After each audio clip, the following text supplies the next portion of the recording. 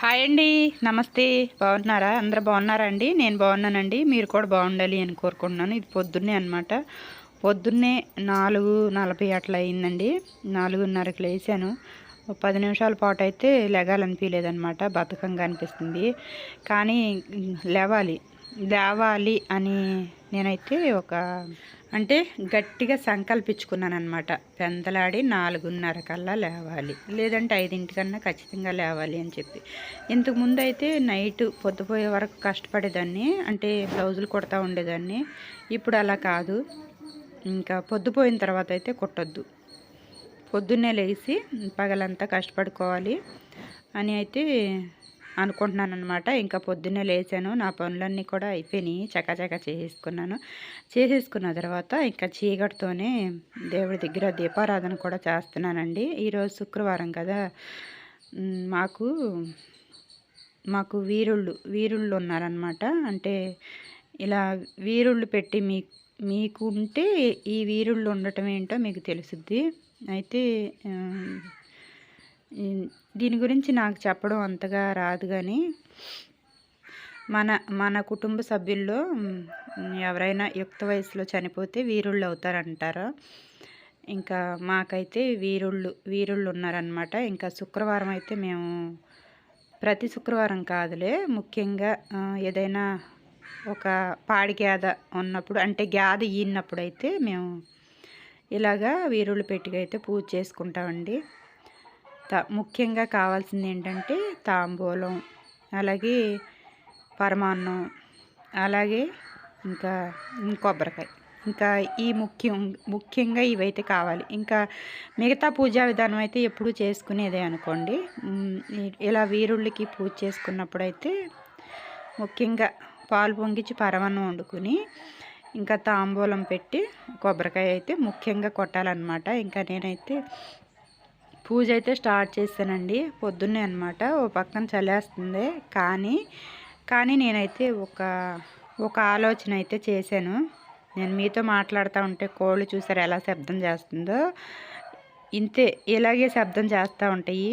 ఓ పక్కన కోళ్ళు, కుక్కలు ఇలాగే శబ్దం చేస్తూ ఉంటాయి. ఇంకా అవన్నీ ఉన్నాయి అనుకోండి, అర్థం చేసుకోండి.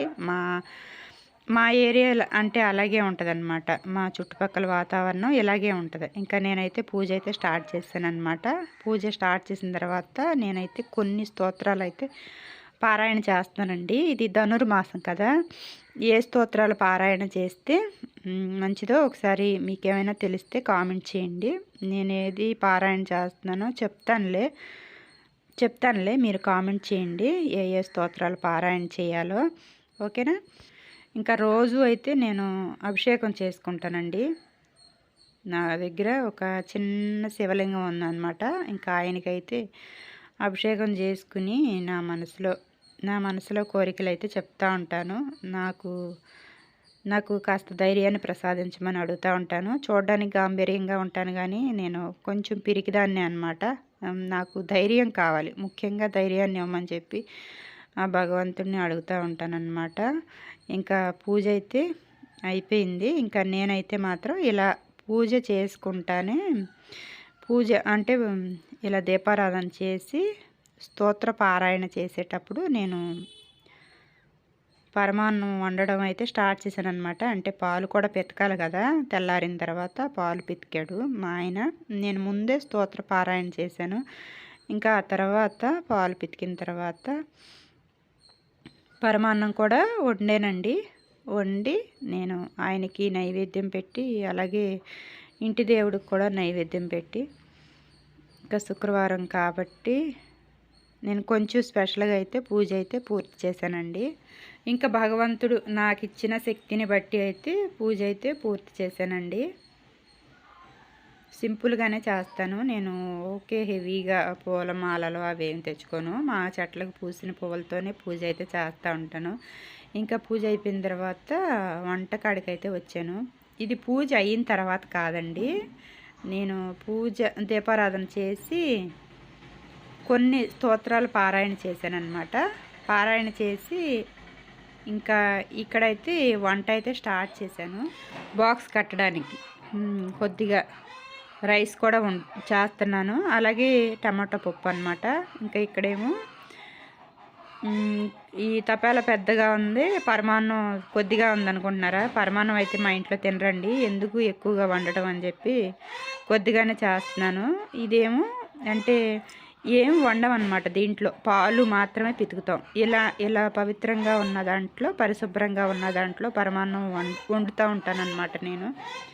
ఇంకా పెద్దగా ఉన్నా కూడా కొంచెం ఖాళీగా ఉంటే మంచిదే అనుకోండి, కానీ అదంతా కాదులే. కానీ పరమాన్నం వండినప్పుడు అయితే మాత్రం ఇంకా పాలు దీంట్లోనే పితుకుతాము, ఇంకా దీంట్లోనే వండుతానమాట. ఇంకా వేరే గిన్నె ఉంది, కానీ ఇంకా 10 గిన్నెలు తీయటం ఎందుకులే, మూలలు ఉన్నాయన్నీ తీయటం ఎందుకులే అని చెప్పి తీయకుండా ఈ పెద్ద గిన్నెలోనే పరమాన్నం వండాను. ఇంకా వంట అయితే అయిపోతుందండి. ఇంకా పరమాన్నం వండిన తర్వాత పూజగాడ పెట్టి పూజ అయితే పూర్తి చేసేసాను. చేసిన తర్వాత ఇంకా మళ్ళీ పొయ్యి కాడికైతే వచ్చాను. అయిపోయింది, అన్నం ఉడికిపోయింది, అలాగే పప్పు కూడా ఉడికిపోయింది, టమాటా పప్పు. ఇంకా దీంట్లో కాస్త ఉప్పు వేసి మెదిపి తిరగమూత పెట్టేస్తాను. ఓకే అండి, వీడియో నచ్చితే మాత్రం లైక్ చేయండి. థ్యాంక్స్ అండి. మరొక వీడియోతో మళ్ళీ కలుద్దాం. బాయ్.